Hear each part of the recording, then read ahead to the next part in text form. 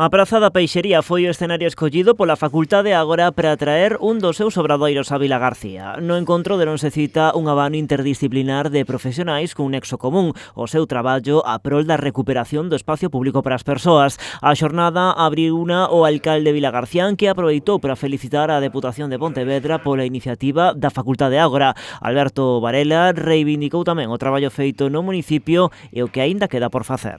Creo sinceramente que Vilagarcía é un bo exemplo de por onde teñen que ir as cidades, apostando por unha recuperación do espacio público, polas humanizacións que xa están na maioría dos concellos, están socialmente aceptadas, pero tamén sendo valentes, falando de novos modos de transporte, transporte sostible, transporte colectivo, bicicletas. Pola súa banda, o deputado provincial Uxío Benítez defendeu a necesidade de concibir o espazo público contando con todos os cidadáns. Explicou que os obradoiros agora buscan tirar conclusións do debatido no curso pasado.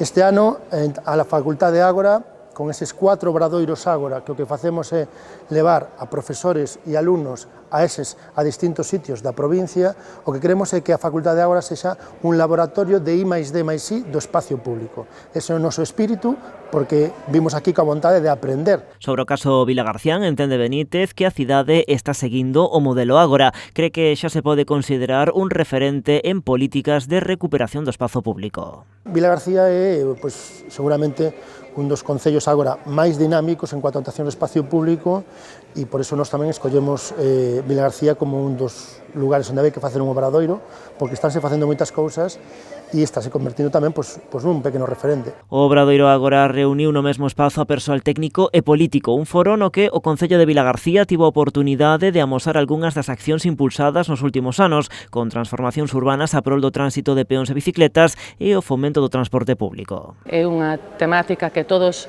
estamos a debater neste momento, pero que o importante é a vontade política e poder dar ese paso, non?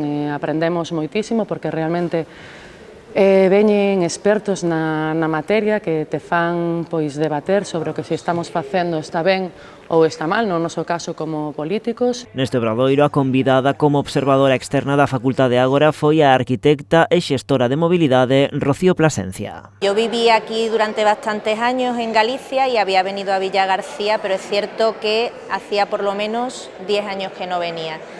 Y sí que al haber pasado tantísimo tiempo, pues he visto un gran cambio de la última vez que yo vine a ahora. Una evolución, como antes se lo estaba comentando a alguien, como que ya había despertado y ya se había sumado al carro de la humanización, de ese cambio de chip.